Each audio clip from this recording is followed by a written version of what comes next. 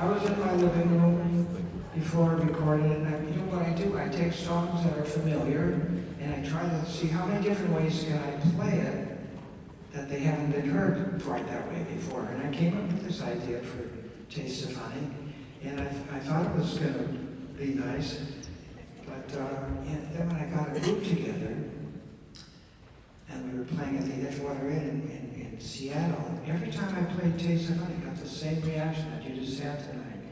And my partner was a promotion man, so he was promoting. Taste of Honey was on the B side of the record. On the A side was Third Man Theme. I said, Jerry, I'm up here in Seattle.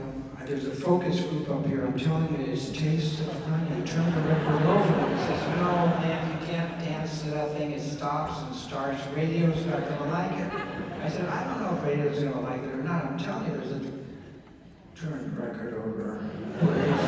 Anyways, we finally turned it over, and that was the one that really opened the door wide for us with the Tijuana Brass. We got on all these shows. It was like top 5 record in the country, and we were asked to be on the Ed Sullivan show. So Ed Sullivan, you know, we were rehearsing at the Ed Sullivan show. This record was huge. We were rehearsing in the afternoon and do a 4 o'clock rehearsal, and do the show at 7 o'clock, whatever. I'm not sure the times. We started rehearsing, we played the song. Ed Sullivan comes over to me and puts his arm around me and says, Herb, I discovered you. I think you're a day late, $1 short on this one. Anyway, he turned out to be a lovely man. I liked him a lot. We were friends, and he just wasn't aware of what was happening. Anyway, that's it. Okay, so I know a lot of folks come here and they try to sell you a bunch of stuff you don't need. Keychains and hats and boots and belts and things and buckles and things. We're selling some things that you don't need.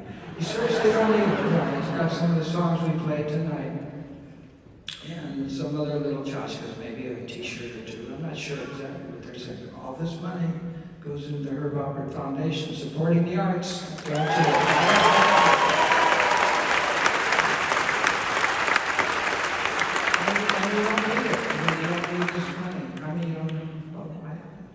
You know what I mean?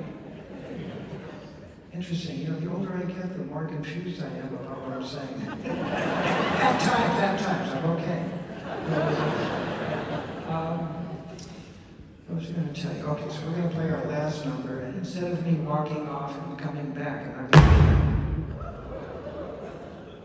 Now, what was that?